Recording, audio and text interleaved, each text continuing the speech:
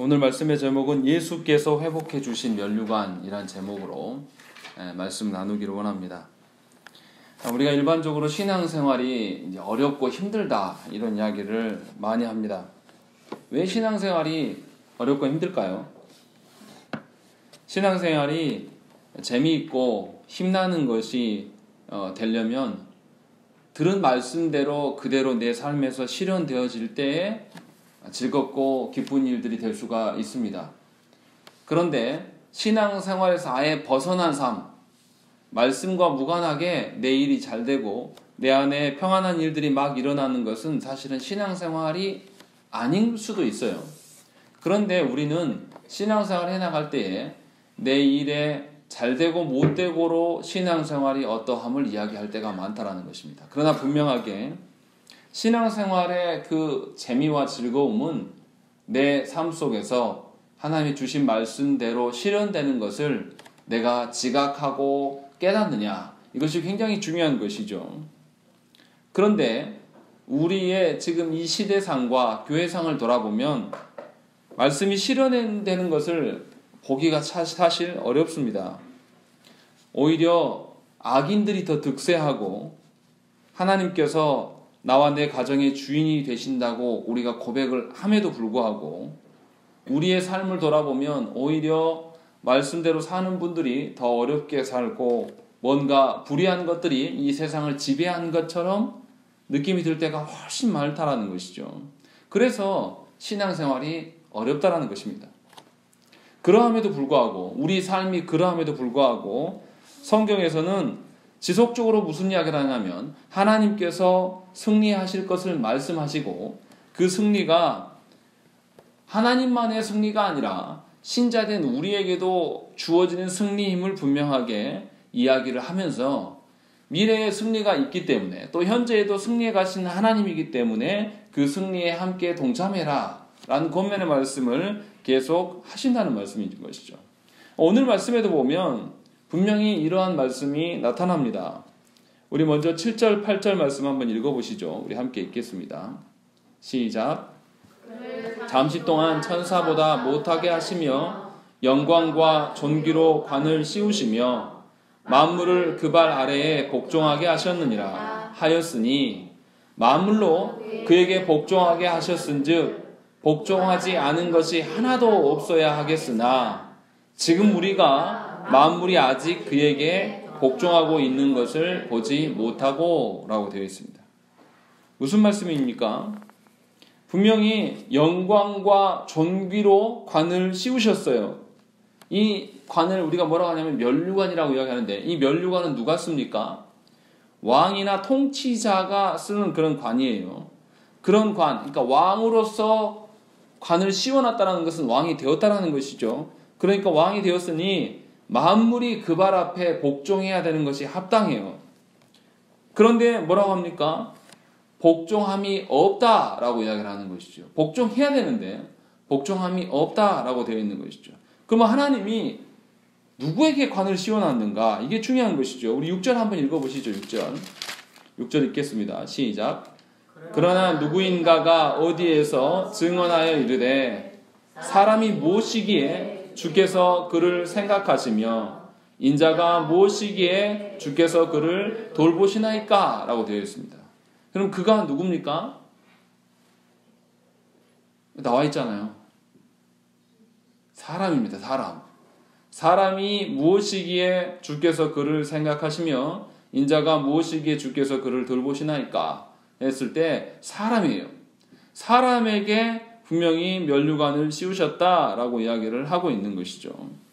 그러니까 사람을 돌보시는 것에서 끝나는 게 아니라 사람한테 통치의 권한자로서의 관을 씌우고 있다라고 되어 있는 것이죠. 그러니까 하나님의 자녀들이 하나님의 그 은혜로 말미암아서 영광과 존귀의 관을 쓰게 되었다라고 말하고 있다는 것이죠. 그리고 그 사람에게 만물이 복종해야 됨을 분명하게 이야기하고 있다는 것이죠.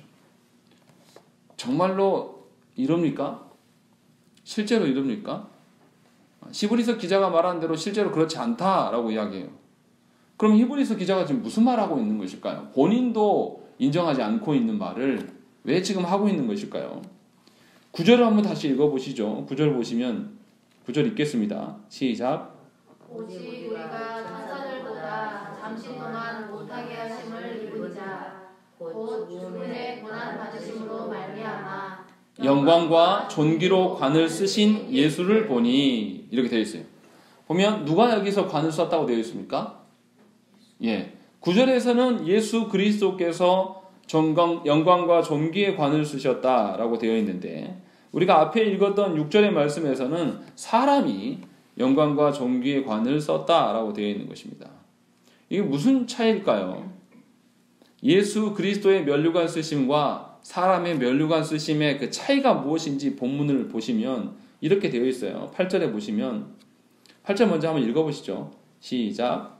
만물을 그 발 아래에 복종하게 하셨느니라 하였으니 만물로 그에게 복종하게 하셨은즉 복종하지 않은 것이 하나도 없어야 하겠으나 지금 우리가 만물이 아직 그에게 복종하고 있는 것을 보지 못하고 라고 되어 있습니다.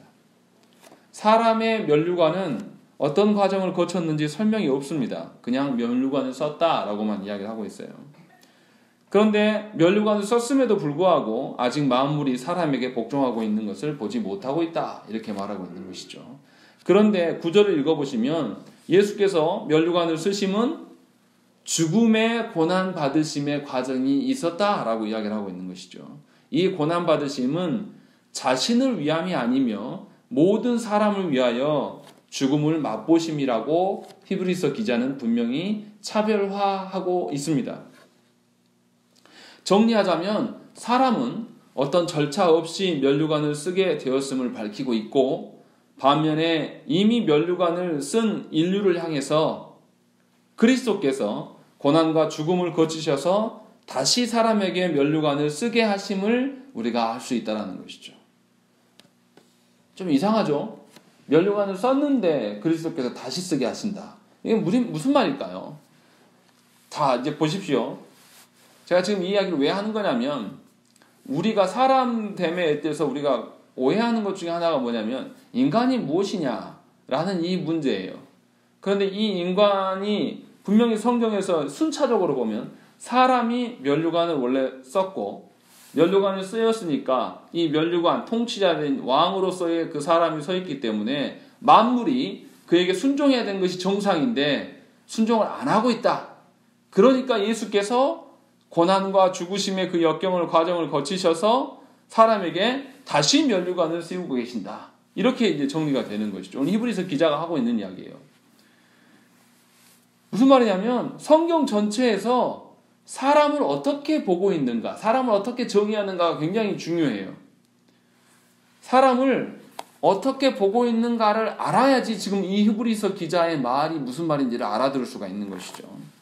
그러니까 창조하실 때 하나님께서 인간을 어떻게 바라보시고 인간에게 어떠한 사명을 주셨는가를 우리가 먼저 살펴야 되는 것이죠. 그리고 나서 타락 이후에 인간의 위치가 어떻게 됐고 또 인간의 사명 주어짐이 어떻게 됐는가를 살펴야 될 것이고 타락한 이들에게 그리스도께서 진정한 사람으로 되셔서 참다운 사람으로 오셔서 무엇인가 구원의 어떤 일들을 행하고 나시니까 사람의 위치가 어떻게 바뀌었는가를 살펴야 되는 것이죠. 그래야지만 이 히브리서 기자가 말하는 의미를 알 수가 있는 거예요. 처음에 성부께서 사람에게 관을 씌워놓고 관을 씌워놨는데 사람이 타락함으로 말미암아 뭔가 문제가 생겼고 이 문제가 생긴 것을 다시 예수 그리스도께서 오셔서 죽음과 고난을 겪으셔서 다시 관을 씌워놓은 상태다. 지금 요 설명을 하고 있는 것이죠. 그러니까 성경 전체에서 성부께서 사람을 어떻게 보고 계셨고 사람이 어떻게 타락의 과정을 거쳐서 무슨 지경에 이르렀는가를 우리가 알아야 된다는 것이죠. 그러면 창조의 기사를 먼저 우리가 살펴야 됩니다. 우리 창세기로 한번 가보시죠.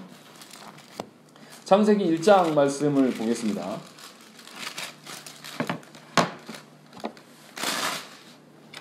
창세기 1장 말씀은 주로 하나님의 그 창조 행위에 집중해서 설명하고 있습니다. 그리고 2장은 창조와 관련하여서 인간에게 에덴 동산을 돌보는 것에 대해서 초점을 맞추고 있습니다. 그러니까 하나님께서 피조세계의 대리자로서 인간을 세우시고 모든 피조 세계를 다스리는 권세를 인간에게 부여하셨습니다. 이것을 아는 상태로 우리가 1장 26절부터 28절의 말씀을 우리 함께, 제가 26절, 여러분들이 27절, 28절 읽겠습니다. 하나님이 이르시되 우리의 형상을 따라 우리의 모양대로 우리가 사람을 만들고 그들로 바다의 물고기와 하늘의 새와 가축과 온 땅과 땅에 기는 모든 것을 다스리게 하자 하시고, 하나님이 자기 형상 곧 하나님의 형상대로 사람을 창조하시되 남자와 여자를 창조하시고 하나님이 그들에게 복을 주시며 하나님이 그들에게 이르시되 생육하고 번성하여 땅에 충만하라. 땅을 정복하라. 바다의 물고기와 하늘의 새와 땅에 움직이는 모든 생물을 다스리라 하시니라. 예, 이 세계절에서 하나님께서 사람에게 사명을 주시는 것을 설명하는데요. 26절 한 절에서 한번 정리했고 27절과 28절에 다시 반복적으로 강조하고 있어요. 두 번 언급하는 것은 하나님이 매우 강조하고 있다라는 것을 알 수가 있는 것이죠. 26절만 보면 뭐라고 되어 있습니까? 우리의 형상대로 만들자라는 것과, 그리고 그 사람에게 뭘 하게 하자? 모든 것을 다스리게 하자라는 것들을 이야기를 하고 있는 것입니다. 그리고 27절과 28절에는 뭐라고 되어 있습니까? 똑같은 이야기예요. 자기 형상, 곧 하나님의 형상대로 사람을 만들자. 이것은 똑같아요. 그런데 거기에 추가되어 있습니다. 뭐라고 되어 있습니까? 뒤에? 남자와 여자를 창조하셨다. 이게 추가되어 있습니다. 그리고 뒷부분에 가서 끝부분에 1장 28절에 뭘 하라고요? 모든 생물을 다스려라 라는 것들을 똑같이 이야기를 하는데 28절에만 추가되어 있는 거 있어요. 26절에는 없는 28절에 추가된 게 뭡니까? 생육하고 번성 말고요. 그 앞에 복을 주시며 라고 되어 있습니다. 그냥 시킨 게 아니라 하나님께서 분명히 복을 주심으로 위임하셨습니다. 이 의미가 뭡니까? 하나님께서 하나님의 형상대로 인간을 만들어 놓으시고 형상대로 만들어 놓으신 다음에 남자와 여자를 줬어요. 이 말은 뭐냐면 남자와 여자가 하나님의 사명을 이루기 위해서 동역자라서 하나님께서 세워놓은 것이죠. 잘 기억하셔야 됩니다. 하나님께서 왜 갑자기 여기다가 남자와 여자를 집어넣겠어요? 그냥 넣은 게 아니라 하나님께서 동역자로서의 남자와 여자가 있는 거다. 무슨 동역자? 피조 세계를 다스리는 일에 있어서의 동역자로서의 그들이 존재하고 있다라는 것을 이야기하고, 또 그들의 능력이 아니라 하나님의 능력으로 그들을 모든 것을 다스리게 하시려고 뭘 주셨다? 뭘 주셨다? 복을 주셨다. 창조자께서 주시는 그 복을 그들에게 주신 거예요. 이 복이 우리가 생각하는 물질의 복, 건강의 복, 뭐 이런 거 아닙니다. 이런 것을 말하는 게 아니에요. 성부만이 갖고 계시는 그 복을 이 아담과 하와에게 주심으로 말미암아서 모든 생물을 다스릴 것들을 명령하셨다라는 것이죠. 그러니까 인간의 존재가 어떤 존재냐면 하나님의 형상대로 창조되었음은 물론이고 동역자로서의 남자와 여자를 주시고 남자와 여자 모두에게 이 모든 피조 세계를 다스릴 권한을 그들에게 부여하셨단 말이에요. 이 말은 뭡니까? 사람은 하나님께 위임받아서 다스리는 자가 되었어요. 다스리는 자를 우리가 다른 말로 하면 왕이죠. 왕이 쓰는 관이 뭐죠? 면류관입니다. 그러니까 하나님께서 이미 창조 때부터 이 아담과 하와에게 면류관을 씌워 놓으셨어요. 면류관을 씌워 놓으시고 그들에게 자신의 능력으로가 아니라 하나님 주신 복으로서 모든 그 피조 세계를 다스리라고, 청지기로서 또 피조 세계의 관리자로서 하나님께서 그들을 부르셨다는 말이죠. 그러니까 사람은 어떻게 해야 됩니까? 하나님 앞에 반응해야 되는 자예요. 하나님 호출이 있으면 누가 진정한 왕이니까? 하나님이 진정한 왕이고 나는 위탁받은 자이기 때문에 하나님 호출이 있으면 그거에 반응한 자로 서 있어야 돼요. 또 어떻게 해야 됩니까? 하나님이 남자와 여자를 주셨다는 것은 어떤 존재로 바라보는 것이죠? 하나님의 사명을 같이 이끌어가는 동역자로서 남자와 여자를 바라보는 것이죠. 그런 식으로 다른 사람을 바라볼 것들을 이야기를 하고 있고, 다스려가는 방식에 있어서도 내 능력이 아니라 하나님의 능력으로 분명히 해라 라는 것을 처음에 이야기를 하셨다라는 것이죠. 그런데 문제는 뭡니까? 인간이 그렇게 하지 않았어요. 누구의 자리를 넘보기 시작합니까? 하나님의 자리를 넘보기 시작했어요. 그래서 이 교만함이 싹트고, 이 교만함으로 인해서 사람이 자기 자신이 피조물임을 잊어버립니다. 우리도 그렇지 않습니까? 우리 인간이 얼마나 알량한 존재입니까? 그냥 아무 관직이 없고 직분이 없을 때는요, 그냥 자기 영혼 앞에서 겸손히 살아가요. 그런데 무엇인가 조금만 직분이 생기면 자기가 주인 노릇합니다. 이것이 타락한 본성이에요. 누구나 다 갖고 있습니다. 이거 안 갖고 있는 분 아무도 없어요. 그러니까 직책만 세워놓으면 너만 짓거리 하는 거예요. 이것이 우리의 본성이에요. 그러니까 직분자들은 늘 자신을 살피는 일을 부지런히 해야 돼요. 게을리하는 그 순간에 바로 타락한 본성이 드러나는 거죠, 우리가. 그래서 교회 안에 직분자됨에 대해서 굉장히 위험스럽고 굉장히 조심해야 될 자리가 바로 직분자의 자리인 것이죠. 여하튼 이 인간이 교만함으로 말미암아서 자신의 피조물됨을 잊어버렸습니다. 또 그리고 자신의 능력 없음, 유한한 존재임을 인식하지 못하고 자신이 신과 같은 존재라고 생각하기 시작했습니다. 그래서 어떻게 합니까? 하나님께 응답하는 자로서 서는 게 아니라 도리어 어떻게 하기를 원하죠? 누가 누구에게 응답해 주기를? 하나님이 나에게 응답해 주기를 바라는 이러한 불순한 태도가 우리 가운데 존재한다는 것이죠. 그래서 우리의 기도가 어떻습니까? 하나님의 응답과 하나님의 뜻에 귀 기울이는 기도가 아니라 그것과 상관없이 내 형편과 상황이 이러하니까 하나님은 내 문제를 해결하셔야 됩니다. 뭐 해주세요. 그래서 누구보다 움직이라는 것이죠. 하나님보다 움직이라고. 자신이 움직여야 될 자인데, 자신이 하나님의 음성에 응답해야 될 자인데 도리어 자신이 주인이 돼서 불순종하면서 하나님을 대적하는 지경에 이르게 되었다는 것이죠. 문제가 거기에서 끝나면 그나마 괜찮습니다. 그런데 어떻게 됩니까? 하나님께서 동료로 주신 인간, 동료로 주신 그 부부로서의 관계를 어떻게 합니까? 인격적인 어떤 동반자로서의 관계로 바라보지 않는다라는 것이죠. 어떻게 합니까? 서로를 자기가 이겨먹으려고 하는 거죠. 그래서 상대방 위에 군림하려고 하는 태도가 부부 가운데 있다라는 거예요. 다른 사람들 관두고 부부만 이야기를 해놓고 봐도 그러지 않습니까? 그래서 신혼이 되면 우리가 뭐 합니까? 결혼을 앞둔 부부들에게 뭘 권면하죠? 신랑들끼리 모여서 뭔 이야기 합니까? 아내를 잡으려면 초장에 잡아야 돼. 막 이런 이야기를 권면한다는 것이죠. 그냥 웃자고 하는 소리도 아니고 실제로 그럽니다. 그래서 결혼 신혼기 한 3년 가운데 뭐 하죠? 누가 더 기가 센가? 기싸움하느라 아름다운 시절을 보내버리죠. 그렇게 해서 하나님이 주신 배우자를 바르게 쓰는 게 아니라 헛되게 쓰는 거예요. 부부만 뭐 그런가요? 다른 사람들과의 관계도 한번 봐보세요. 우리가 동등한 관계를 놓고 우리가 평안을 유지하려고 하지 않아요. 어떻게 합니까? 누가 힘이 세고 누가 더 힘이 약하고 정리가 돼야지 우리는 평안함을 느낍니다. 그 이상한 거죠.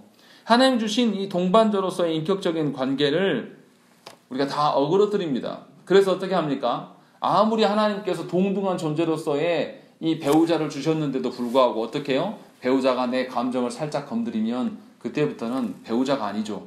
주의 사명을 감당하는 자로서의 동반자로서 하나님이 안다라면, 하나님 앞에서 배우자를 발견한다라면 동역자로서 존중하고 그가 하나님께 나아갈 수 있도록 내가 희생할 수도 있어야 되는 것이 부부관계인데도 불구하고 무슨 이야기 합니까? 내 감정이 어떻고 너는 왜 나한테 못 맞추냐만 이야기하고 있는 것이죠. 왜 그렇습니까?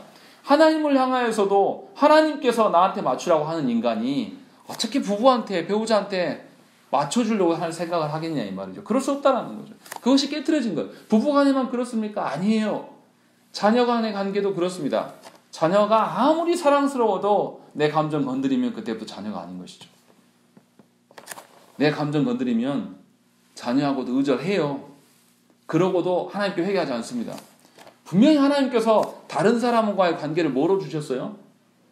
하나님의 그 면류관을 받은 자로서의 다스림의 동역자로서 하나님 주셨단 말이에요. 같이 협력하고 같이 존중해주면서 그가 하나님께 바로 서도록, 내가 하나님께 바로 서도록 그런 방식으로 서로를 바라보라고 하나님 주셨는데 우리는 어떻게 하냐면 그것을 그렇게 바라보지 않고 아주 교만한 방식으로 내가 주인 된 것처럼 살아간다는 것이죠. 그래서 한국의 부모님들이 자식들을 소유하려고 해요. 그래서 자식의 모든 일들을 결정하려고 합니다. 그러나 분명히 하나님께서 오늘 말씀에 나온 것처럼 하나님이 다스리는 직분자로서의 동역자로서의 각각의 존재들을 주셨단 말이죠. 우리가 이것을 잃어버리면 안 된다는 거죠. 그러나 우리 안에 이 교만과 타락의 본성이 남아있기 때문에 그런 방식으로 배우자와 또 자녀를 바라본다는 것이죠.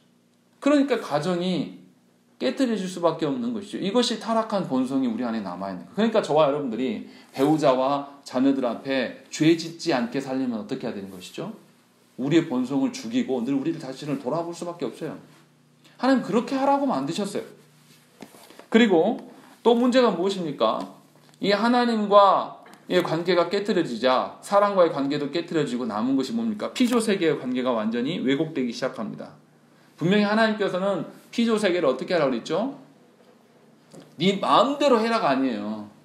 다스리고 충만하도록 하라고 했어요. 그 말은 뭐냐면 관리하라는 거예요. 정원사가 주인의 그 정원 관리를 하는데 자기 마음대로 주인한테 묻지도 않고 나무 다 베어버리고 자기가 원하는 대로 하면 그 정원사 어떻게 되겠습니까? 고소당하겠죠. 반드시 그 일로 인해서 책임을 물어야 돼요. 그런데 주인을 의식하는 정원사라면 어떻게 하죠? 주인께 묻고 주인이 보시기에 아름다운 싱싱하고 풍성한 정원을 만들기 위해서 애쓴다면 이것은 관리자의 역할이에요. 그런데 사람이 어떻게 합니까? 요즘에 우리가 미세먼지를 얼마나 시달립니까? 또 요즘에 우리가 플라스틱이 바다에 막 떠내려가는데도 아무도 신경 안 쓰잖아요. 이게 뭐예요? 관리자로서가 아니에요. 그 위에서 착취하고 피조물에 집착하기 시작하는 거예요. 그래서 뭐냐면 이 피조물을 더 많이 획득하려고 애를 씁니다. 그래서 나중에 어떻게 됩니까? 처음에는 내가 피조물의 주인인 것처럼 같이 하는데 나중에 어떻게 해요? 이 피조물만 따라다니다 보니까 나중에는 피조물의 노예가 되어 있어요. 그래서 분명히 돈을 우리가 다스리고 우리가 돈을 이용해야 될 자인데 어떻게 됩니까? 돈의 노예가 돼서 인간이 살아가는 것이죠. 우리 사회 그렇지 않습니까? 지금 왜 그 박용진 3법이 통과되지 않습니까? 전부 돈의 문제예요. 지금 자녀를 낳는 문제까지도 돈놀이를 하고 있는 거죠. 정신 나간 거죠. 이게 나랍니까? 국회의원들이 그런 말 하는 게 그게 국민들의 대표라고 할 수 있습니까? 그리고 대통령을 뽑는데 경제 대통령을 뽑아요? 미친 겁니다. 하나님이 피조세계를 관리하라고 주셨는데 우리가 피조세계를 섬기기 시작한 거예요. 그래서 돈을 섬기고 우상시하는 거죠. 돈 앞에서는 자식도 없어요. 돈 앞에서는 부부관계도 없는 것이고 그러니까 어떻게 해요? 젊었을 때 돈 벌어줄 때는 잘 섬기지만 돈줄이 딱 끊어지고 나면 무시하는 거죠. 이런 식으로 완전히 파괴된 관계가 우리 가운데 세워져 있는 것이죠. 그래서 피조물을 섬기는 자로서 우리가 되어버린 거죠. 하나님을 섬겨야 될 자들이 피조물을 섬기고 피조물을 집착하는 그런 지경에 이르고 말았습니다. 그러니까 정리하자면 하나님은 분명히 이렇게 하셨어요. 인간에게 처음 창조 시에 복 주시고 하나님께서 다스릴 수 있는 통치권을 그에게 주었단 말이에요. 그냥 준 게 아니라 같이 동역할 수 있는 사람을 붙여주시고 부부를 붙여줘서 동역의 관계로 뭐 하는 동역이요? 하나님을 섬기는 하나님의 피조세계를 다스리는 그 관계로 우리를 세워놓으시고 또 그들에게 지혜 없을까 봐 하나님의 복으로 이 땅에서는 도저히 볼 수 없는 하나님의 지혜로 그들에게 복 주심으로 말미암아서 이 일들을 우리에게 허락하셨단 말이죠. 그런데 인간이 타락한 지경에 이르고 말았습니다. 타락하게 되자 이제 문제가 생긴 거예요. 보세요. 우리가 본 히브리서 2장 6절부터 8절까지의 말씀은 시편 8편의 말씀을 인용한 것입니다. 그럼 시편 8편의 그 저자의 입장이 어떤 것인지 한번 보시죠. 한번 찾아보시겠습니다. 시편 8편.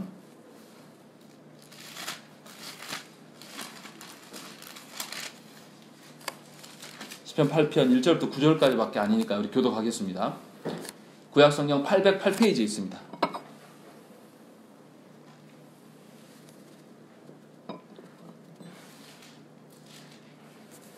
시편 8편 1절 제가 봅니다. 여호와 우리 주여, 주의 이름이 온 땅에 어찌 그리 아름다운지요. 주의 영광이 하늘을 덮었나이다. 주의 대적으로 말미암아 어린 아이들과 젖먹이들의 입으로 권능을 세우시며 이는 원수들과 보복자들을 잠잠하게 하려 하심이니라. 주의 손가락으로 만드신 주의 하늘과 주께서 베풀어 두신 달과 별들을 내가 보오니 사람이 무엇이기에 주께서 그를 생각하시며 인자가 무엇이기에 주께서 그를 돌보시나이까. 그를 하나님보다 조금 못하게 하시고 영화와 존귀로 관을 씌우셨나이다. 주의 손으로 만드신 것을 다스리게 하시고 만물을 그의 발 아래 두셨으니 곧 모든 소와 양과 들짐승이며 공중의 새와 바다의 물고기와 바닷길에 다니는 것이니라. 함께 있습니다. 여호와 우리 주여, 주의 이름이 온 땅에 그리 아름다운지요. 아멘. 이 히브리서 기자가 6절 8절을 이 시편 8편에 있는 4절부터 6절의 말씀으로 가져왔습니다. 인용한 것이죠. 그래서 우리가 그 내용을 보면 1절부터 3절의 내용은 뭐냐면 시인이 하나님께서 창조하신 피조 세계를 보면서 감탄하고 탄성을 연발합니다. 그런데 이 광대한 우주 앞에 선 자신의 모습을 보니까 어떻게 해요? 아주 보잘것없고 초라한 존재임을 확인한 것입니다. 그래서 시인이 4절과 5절에서 뭐라고 합니까? 하나님께서 인간에게 이 광대한 우주를 다스리는 권세를 주셨음을 확인하고 또 한 번 감사하는 것이죠. 이 권세가 전적인 하나님의 은혜였음을 고백합니다. 그리고 나서 6절과 8절에서 창세기 1장의 그 천지창조 기사를 연상케 하는 말들을 쭉 나열하는 것이죠. 그리고 마지막에 하나님이 여호와 우리 주여, 주의 이름이 온 땅에 어찌 그리 아름다운지요 라고 이야기하면서 1절을 반복하면서 시가 마무리됩니다. 중요한 것은 뭐냐면 창세기 1장과 지금 시편 8편의 그 태도가 약간 달라졌다는 것이죠. 어떤 점이 달라졌을까요? 창세기 1장 기사에서는 분명히 뭐 이야기합니까? 하나님께서 인간에게 왕적인 권세를 부여해 주셨음을 강조하고 있습니다. 인간이 연약하고 인간이 왜소하고 인간이 어떤 제한적인 존재임을 한마디도 언급하지 않으셨어요. 창세기 1장에서는. 세계의 통치자로서 하나님이 복 주셨음을 강조합니다. 그런데 시편 8편에 와서 보니까 피조 세계가 있어요. 피조 세계가 있는데 뭐라고 되어 있습니까? 4절에 사람이 무엇이기에 주께서 그를 생각하십니까? 아무런 가치도 없고 쓸데도 없는 그런 사람을 왜 생각하시며 돌보십니까? 라고 되어 있어요. 이 피조 세계를 바라보니까 이 피조 세계 안에 있는 그 아름다움과 찬란함을 보니까 하나님의 창조가 기가 막힌 거예요. 그런데 그 피조 세계를 보고 자신을 보니까 어떻게 해요? 자신이 몹시도 굉장히 초라하고 연약한 것이죠. 아무런 힘이 없는 그런 존재임을 자신을 발견한 것이죠. 그러함에도 불구하고 하나님께서 이 피조 세계를, 우주를 다스릴 만한 그런 존재로서 나를 인정해 주시기 때문에 감사는 하지만 내 힘과 능력으로 다스릴 수 있다 없다?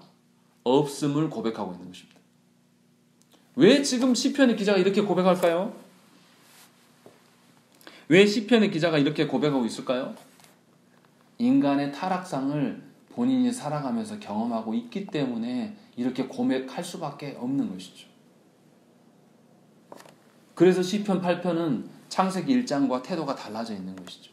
인간의 연약함과 왜소함과 뭔가 불행함에 대해서 전제를 하고 이야기를 하고 있는 것이죠.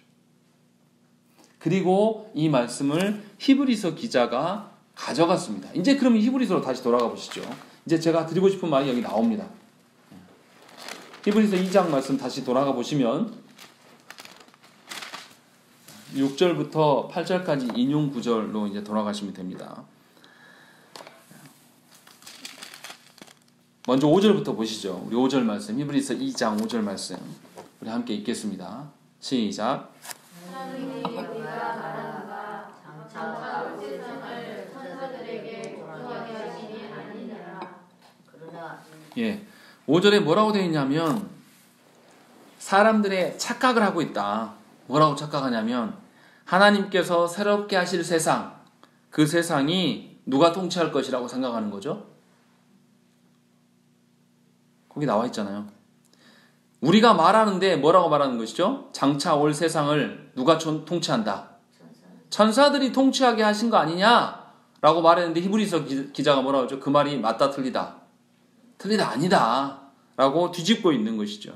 그러니까 그때 당시에 사람들이 무슨 생각을 갖고 있었냐면 천사를 매우 높은 존재로 바라봤다라는 거예요. 그러니까 이 지금 히브리서 기자가 쓰고 있는 이 히브리서의 말씀을 받고 있는 교회 성도들이 이런 착각 속에 있는 거죠. 천사를 숭배하고 천사들이 누구보다 높다. 누구보다 높다.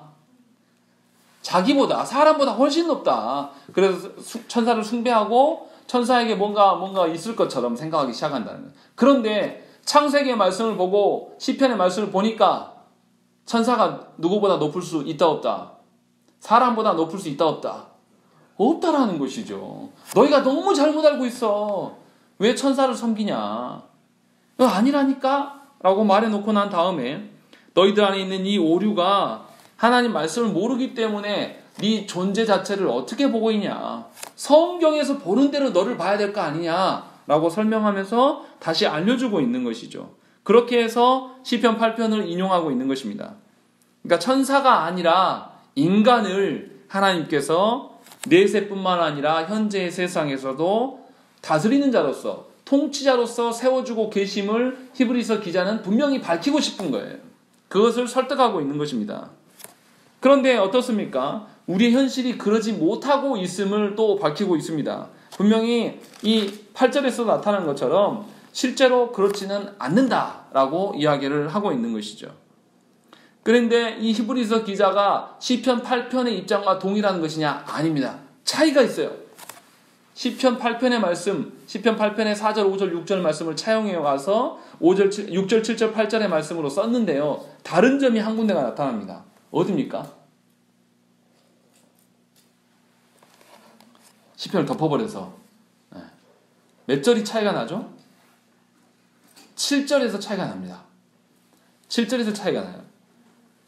시편의 말씀에서는 뭐라고 되어 있냐면 하나님보다 조금 못하게 하셨다 이렇게 했어요.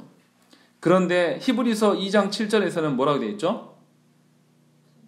잠시 동안 천사보다 못하게 하신다 라고 되어 있는 것이죠. 나머지는 똑같아요. 차이가 뭐냐면 시편에서는 하나님보다 조금, 그리고 이 히브리서에서는 잠시 동안 천사보다 못하게 이렇게 설명하고 있는 것이죠. 무슨 말이냐면 시편 8편은 천지 창조와 인간의 그 창조의 관점에서 설명을 하고 있지만 히브리서에서는 시편 8편을 인용하면서 누구를 염두한 이야기를 하고 있냐면 예수 그리스도께서 천사보다 훨씬 탁월한 것을 초점에 맞추고 있는 것이죠. 그러니까 여기 있는 사람이 누구인 것이죠? 결국은 예수 그리스도를 나타내는 것과 동시에 진짜 사람을 이야기하고 있는 것입니다. 우리를 이야기하고 있는 거예요. 이 말은 무슨 말이냐면 분명히 사람이라고 이야기하면서 예수 그리스도께서 사람의 대표로서의 참 통치자로서 이 땅에 오셨다라는 것을 알려주고 있는 거예요. 무슨 말이냐? 하나님께서 처음 창조하셨을 때에 사람에게 면류관을 씌우셨는데 사람이 타락함으로 말미암아서 이 면류관의 본질을 훼손하고 자신의 정체성까지 잃어버렸다. 그런데 이러한 자들을 대신해서 예수께서 오셨어요. 왜 오셨냐면 사람이 못한 일들을 다시 함으로 말미암아 회복시키려고. 그러니까 누가 돼야 되는 것이죠? 사람이 되셔야 되는 거예요. 참 사람으로서 오셨을 때야지 이 시편의 말씀이 바로 예수 그리스도의 말씀이 되는 것이고, 예수 그리스도께서 시편의 말씀을 이루심이 결국 누구의 이름이 되는 것이죠? 예수 그리스도가 누구의 대표로 이루셨기 때문에, 사람의 대표로 이루셨기 때문에 결국 우리의 이름이 된다는 것이죠. 그래서 지금 이렇게 바꾼 것이에요. 전에는 하나님보다 조금 못하게 하셨다라고 면류관을 씌우셨다라고 이야기했는데 히브리서 기자는 잠시 동안만 천사보다 못하게 하신다. 왜 천사보다 못합니까? 예수 그리스도께서 뭐 되셨기 때문에? 사람이 되셨기 때문에 인간처럼 여러 가지 기능 면에서 떨어지는 존재가 잠깐 되셨다. 그 기간이 언제냐? 그리스도의 낮아지심과 높아지심의 과정 속에서만 그러하셨다라고 설명하고 있는 것이에요. 그리고 나서 그리스도께서 그렇게 9절에 설명한 것처럼 모든 사람을 위하여서 고난받으시고 죽으심으로 말미암아서 우리 안에 있는 그 모든 면류관이 회복될 수 있게 되었다. 그렇게 해서 지금 너희들한테 존재하고 있는 것이다 라고 설명하고 있는 것입니다. 그러니까 얼마나 놀라운 은혜입니까? 히브리서 기자가 우리한테 얼마나 놀라운 것을 깨닫게 하고 있어요. 원래 우리들은 어떤 존재였다? 통치권을 갖고 있는 면류관 쓴자들이었다. 그런데 이것이 타락함으로 말미암아 우리 안에 어떤 일들이 일어났습니까? 하나님께 응답하는 자로서가 아니라 하나님이 응답해 주셔야 될 분으로 우리가 오해하기 시작했고, 또 하나님께서 주신 사람들을 하나님의 사명을 감당하는 자로서의 어떤 동역자로서 바라본 것이 아니라 그들을 이용하고 그들 위해 군림하려는 내 모습과 내 이기적인 내 감정만 살짝 스크래치를 내도 견디지 못하는 그런 존재로서 내가 서 있는 그런 타락상이 나 안에 드러나는 것이고, 또 어떻게 합니까? 모든 피조 세계를 내 것화 시키려고, 내가 소유하려고 막 군림하려고 하다 보니까 나중에 어떻게 되냐면 사람이 하나님이 주신 그 존재로서의 인생을 사는 것이 아니라 소유하는 일에 열심을 내면서 결국은 소유하는 것이 우상이 돼서 피조물을 섬기는 지경에 이르고 말았다라는 것이죠. 저와 여러분들의 삶이 바로 그러한 삶입니다. 그래서 하나님을 몰라보고 하나님께 뭐 해내라고만 기도하는 거예요. 그래서 배우자나 자녀들을 하나님 주신 사랑으로서 사랑하는 것이 아니라 아무리 내가 배우자를 사랑하고 자녀를 사랑한다 해도 다 거짓말인 거예요. 나 조금만 위협하고 건드리면 다 필요 없는 거예요. 그러니까 여러분들이 감정으로 반응하는 거예요. 놀랍게도. 하나님이 주신 동역자로서 바라보면 어떻게 감정으로 할 수 있겠습니까? 하나님이 계시는데. 그럴 수 없는 거죠. 우리 존재가 원래 그런 존재가 아니었어요. 그리고 여러분들이 돈 하면서 세상의 어떤 유행과 흐름에 맞춰서 살려고 하는 그 정신 나간 그런 경향성을 띌 수가 없다는 거예요. 세상의 유행이 그렇게 중요합니까? 하나님이 주신 사명의 그 하나님 나라의 흐름이 훨씬 중요한 것이지, 세상의 흐름과 어떤 세상의 유행, 그것에 맞춰서 그것이 우상되어서 마치 그것을 내가 소유하지 못하면 내가 뭔가 이상한 것처럼 이렇게 생각하는 이런 아둔함. 그래서 자녀들한테도 어떻게 합니까? 학교 가서 조금 뒤처질까 봐 불안불안해 하는 거예요. 하나님은 그 사람에게 도무지 계시지 않아요.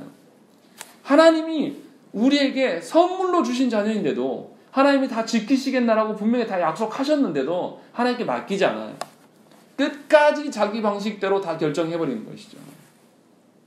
얼마나 우리가 뒤틀려 있습니까? 왜 이것을 모릅니까? 예수 그리스도가 누구인지를 모르기 때문에 그래요. 또 우리 자신이 누구인지를 알지 못하기 때문에 그렇다는 것이죠. 분명히 하나님은 저와 여러분들을 창조하시고 이 우리 인간에게 하나님의 통치권의 권세를 우리에게 다 부여하셨어요. 면류관 이미 씌우셨단 말이죠. 근데 우리가 그것을 잘못 남용함으로 다 면류관을 깨트려 버렸어요. 그러자 성부께서 어떻게 하십니까? 우리의 면류관을 회복시키기 위해서 하나밖에 없는 아드님을 인간으로 내어주신 거죠. 그 인간 대신 예수께서 어떻게 하십니까? 하나님 되심을 포기하시고 인간 되셔서 우리가 겪어야 될 성육신의 과정을 거치시고, 율법에 매이실 필요가 없는 그분이 율법에 매이시고, 또 인간이 고충당해야 될 이 인간의 고난들을 스스로 다 감당하시고 어떻게 하십니까? 십자가에서 죽으십니다. 죽으심으로 말미암아서 우리가 저질렀던 그 죄악들에 대해서 책임을 다 물으시는 거예요. 거기서 끝나는 게 아니라 부활하십니다. 부활하셔서 승천하셔요. 뭐하러요? 우리의 면류관을 다시금 누구한테 받게끔 하려고 성부 하나님께 요청하여서 그 면류관을 우리한테 다시금 주시기 위하여서 승천하신 것이죠. 그래서 성부 우편에 앉으셔서 우리를 위하여서 간구하고 계신다는 것이죠. 그러니까 그리스도인들은 면류관이 회복된 자입니까? 잃어버린 자입니까? 이미 회복된 자예요. 그럼 저와 여러분들이 어떻게 하나님을 봐야 될까요? 하나님을 이용하려는 자로서 해야 될까요? 아니면 하나님의 말씀에 응답하는 자로서 우리가 서 있어야 되겠습니까? 또 저와 여러분들이 하나님이 주신 면류관을 어떻게 써야 될지 심각하게 고민하셔야 됩니다. 하나님 주신 면류관을 이미 쓰고 있음에도 불구하고 하나님께 응답하려는 일보다는 내 욕심대로, 또 하나님이 주신 배우자와 자녀들을 바라보면서, 또 부모님을 바라보면서 내 중심대로 바라보는 이 모든 것에서 탈피하셔야 돼요. 하나님 나라에서 더 이상 배우자로 안 봐요. 하나님 나라에서 더 이상 육신의 자녀로 서지 않는단 말이에요. 통등한 영혼으로 서게 될 날을 우리가 소망하면서 그 영혼이 하나님 앞에 서기를 간절히 바라는 게 부모가 해야 될 전부란 말이에요. 배우자도 역시 마찬가지예요. 하나님 주신 사명의 길을, 하나님 주신 면류관을 잘 활용하는 측면으로서의 동역자로 서 있는 거예요. 지금 당장은 예수를 안 믿지만 하나님께서 이 사람을 변화시키셔서 나중에 동역제 달라를 소망하면서 그를 그런 동역자로서 대우해주면서 걸어가는 거예요. 그것이 신자된 자의 사람의 관계, 인간관계라는 것이죠. 그렇게 서야 될 것들을 히브리서 기자가 우리한테 요청하고 있는 거죠. 또 세상의 흐름과 세상의 유행에 정신 팔려서는 곤란하다는 거예요. 하나님 주신 면류관을 잘못 사용하는 거예요. 이 시대의 흐름과 유행 따라서 그거 맞추느라고 하나님 주신 인생의 시간들을 허비하고, 그거 못 맞추면 뭔가 내가 창피하고 내 존재가 뭔가 왜소해 보이고 연약해 보이고, 그렇게 자기 자신을 미련하게 보는 그런 일들에서 탈피하셔야 돼요. 우리는 이미 그리스도께서 우리의 존재들을 회복시켜 놓으셨어요. 그러니까 저와 여러분들 안에 이미 그리스도께서, 예수께서 회복해 주신 면류관이 우리 안에 있다는 거예요. 남은 일은 무엇입니까? 우리가 이 면류관을 어떻게 써야 될지에 대해서 하나님께 구하셔야 됩니다. 하나님이 주신 면류관 함부로 마음대로 쓰다가 예수 그리스도 앞에 서는 날 우리가 뭐라고 항변하겠습니까? 여러분들은 하나님 면류관 어떻게 쓰시겠습니까? 그것을 위해서 기도하십시오. 우리 함께 기도하겠습니다.